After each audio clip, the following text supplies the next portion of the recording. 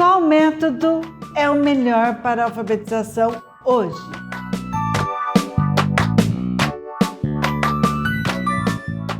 Será que é método ou a palavra adequada?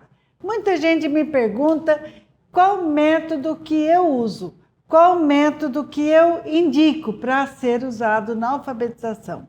Eu quero dizer o que eu não uso, tá? Porque aí vocês entenderão o que é um método estratégico, uma estratégia de alfabetização na concepção de letramento, que é o que eu uso. Primeiro eu quero falar o que eu não uso e o que você também não deve usar, tá? É muito importante que você preste atenção e entenda o porquê que a gente não deve usar. Por exemplo, cartilhas, né? Tô com uma cartilha bem antiga aqui, coleção Sodré, cartilha Sodré. Muitas cartilhas trazem hoje ainda esses mesmos textos. Esses textos são muito pobres de literatura, não tem criatividade, não tem um monte de outras coisas que qualquer texto de livro de história tenha. Ele é um livro, a cartilha, que parte da sílaba, né, do simples, da sílaba simples, para a complexa. Por exemplo, só lá no finzinho da cartilha que a criança vai ver o H, vai aprender o CH, o X, o Z, o R intercalado. Então entra aqui, ó, o G e o GRA, o PA e o PRA, o BA e o BRA, o TA e o TRA. É uma concepção de que parte do princípio que a criança aprende pedacinhos por pedacinhos para depois aprender o todo. Essa é uma prática ultrapassada, porque é provado, a neurociência veio contribuir com a educação, mostrando que a criança não pensa dessa forma. A criança constrói o pensamento sobre a leitura e a escrita, e não é dessa forma que ela pensa. Se eu continuar atuando desta forma, eu estou complicando a vida da criança. Se eu vou ficar ensinando abecedários, soletrando letras, sílabas por sílabas, já, jeji, joju, proporcionando aqui cópia e não criação, como a cartilha. As cartilhas, elas provocam não uma fala natural da criança, é uma fala pobre. Olha aqui, o dado é de Dadá, a macaca é má.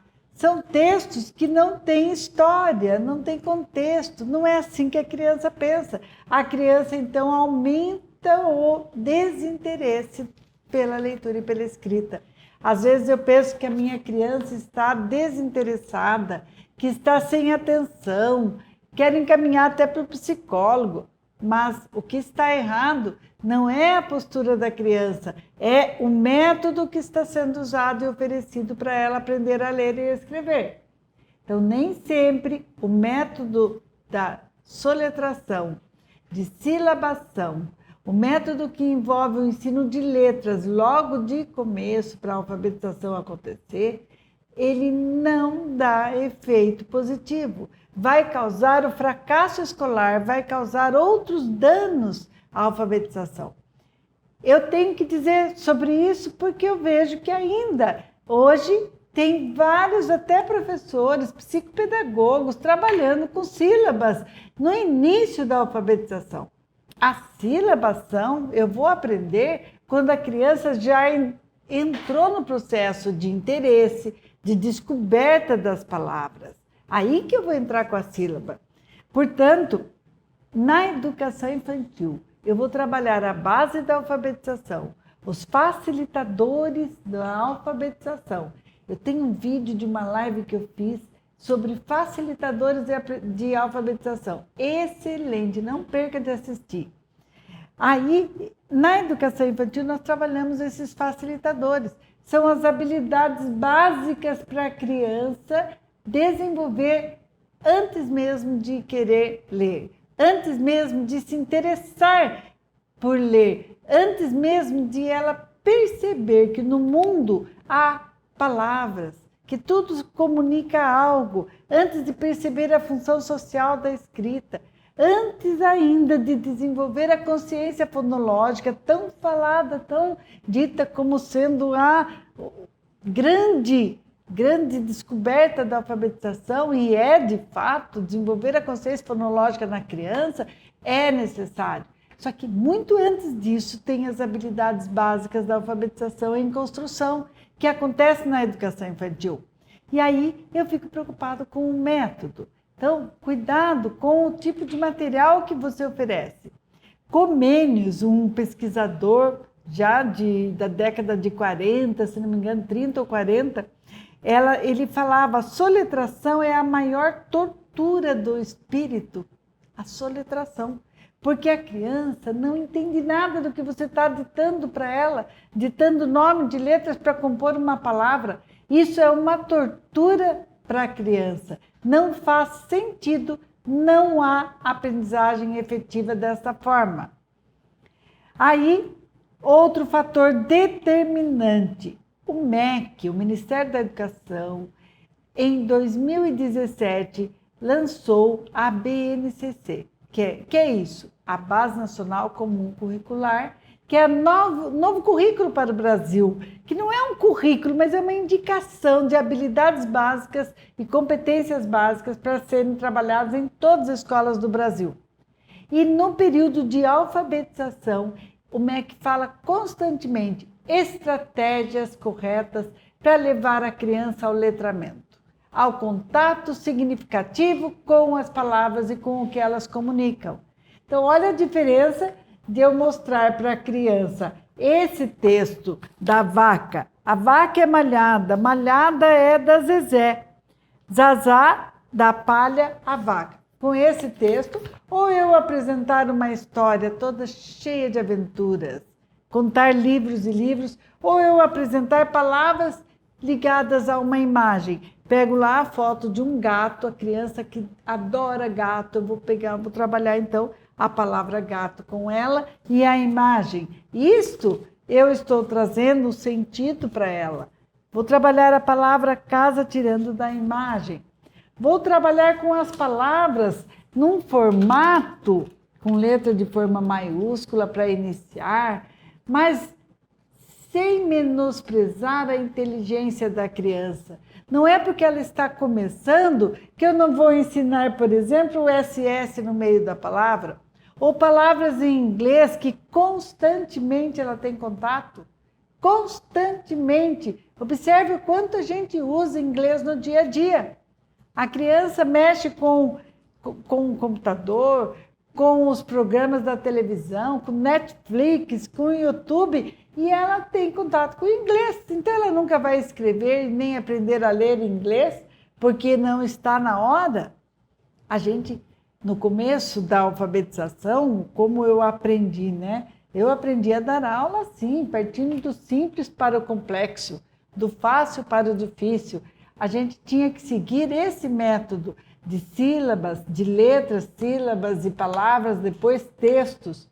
Hoje, com todos os estudos da psicogênese da leitura escrita, como é para fazer, gente? A partir do texto. E o texto com contexto, quer dizer, um texto significativo.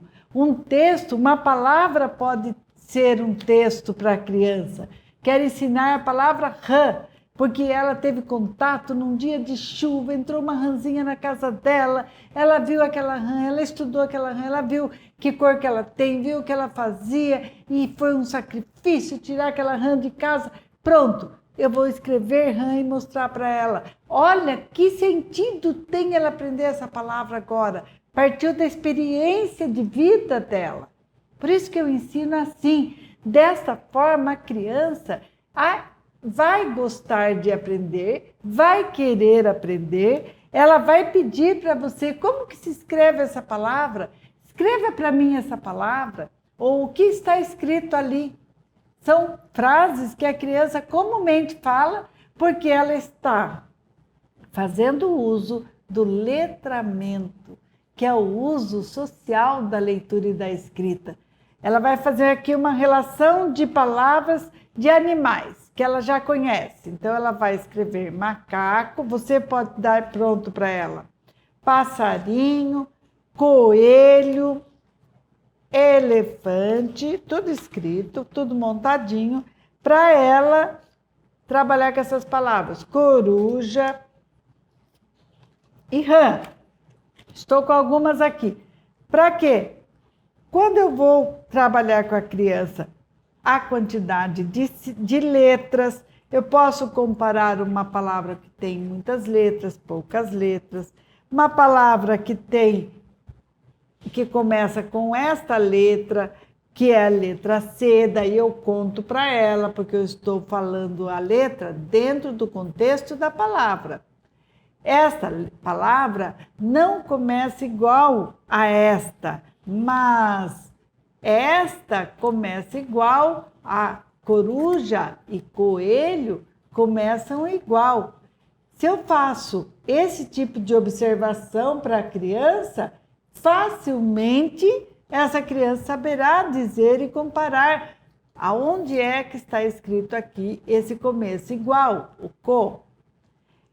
Eu facilmente posso perguntar para a criança qual palavra tem mais letras, qual tem mais sons. Posso brincar com ela. Passarinho, quantos sons que tem? Vamos contar? Eu bato palma, ou você vai batendo palma e eu vou marcando quantos sons você falou com a palavra passarinho. Vamos comparar com rã? Aqui, então, eu estou trabalhando a consciência fonológica. Ela está percebendo o som da palavra, como que começa, qual começa igual, qual termina igual. Vamos inventar uma história com essas palavras de animais? Aí vai lá, vamos montar uma história que envolva todos esses animais que nós estamos com ela. Então, era uma vez uma coruja conversando com um coelho. Chegou o elefante e ali eu vou divagando, vou criando. E a criança se envolve com essa história, o pensamento e fala participam desta alfabetização. Há uma troca, há uma participação efetiva da criança no pensamento sobre o que está escrito. No pensamento, no entendimento dela, o que está escrito ali é necessário que ela se envolva com história, que ela se envolva de uma forma prazerosa, porque com texto pobre, como os da cartilha, como palavras soltas, palavras descontextualizadas, o que eu vou ensinar para a criança? Que ler é algo chato. Vai perder todo o prazer de uma boa leitura. Vou perder a oportunidade de mostrar para a criança o que é uma boa leitura. E uma boa leitura envolve uma história, envolve aventura, envolve eu conhecer os personagens, saber o que vai acontecer agora, criar uma antecipação de leituras, fases da leitura, criar uma antecipação de como se escreve tal palavra, como que se escreve o nome daquelas personagens e ali por diante. Então, eu estou criando prazer em ler, o prazer e o gosto pela leitura. Quero mostrar para vocês também que todo esse processo de leitura e escrita envolve pensamento e fala. Então, quando me perguntam, Selma, que método você ensina? Que método você indica que eu use? Eu digo, não fique pesquisando o método. Procure entender como a criança pensa sobre a leitura e escrita. Como a criança pensa que escreve as palavras. Como a criança entende o som das palavras. Não fique apegado a métodos seguindo de um jeito ou de outro. Há sim sequência dentro do letramento, mas para isso eu preciso entender esse contexto que eu estou falando das palavras. Se você trabalhar com palavras que fazem sentido para a criança, eu estou com vários vídeos sobre isso no meu canal. Se inscreve também no meu site, que lá você vai encontrar vários materiais que são estratégias de alfabetização. Como eu estou explicando, são estratégias adequadas. Por exemplo, o jogo do bingo de palavras dos animais que eu tenho lá. Eu estou trabalhando animais dentro de um jogo do bingo. Então, eu vou brincar, vou jogar com a criança e estou alfabetizando. É uma estratégia adequada ao gosto e o prazer da criança, com palavras que dá para eu trabalhar com ela e ela vai aprender facilmente. Então, estratégias corretas. O que eu indico? Estratégias corretas, assertivas. Para isso, você precisa estudar, ouvir um pouco os meus vídeos aqui no canal, participar da Semana do Alfabetizar Brincando, que eu sempre estou realizando de tempo em tempo, se inscrever no meu site, baixar aqueles materiais que já são estratégias estudadas para alfabetização, tá? E assim você vai despreocupado de método, despreocupado de ficar ensinando alfabeto, despreocupado de ficar ensinando sílabas e vai agir de outras formas, usando estratégias adequadas para a alfabetização. Legal? Se você gostou, coloque nos comentários aqui para mim e coloque nos comentários se você tiver dúvida, pois eu dou um jeito de responder. Vou te responder e quero você acompanhando o meu canal. Segunda, quarta e sexta eu tenho lives. Vem acompanhando e trazendo a sua dúvida, que assim a gente vai eliminar todas elas. Precisamos de estratégias corretas para a alfabetização. Estratégias são as que eu indico. Um grande abraço, um grande beijo, até a próxima!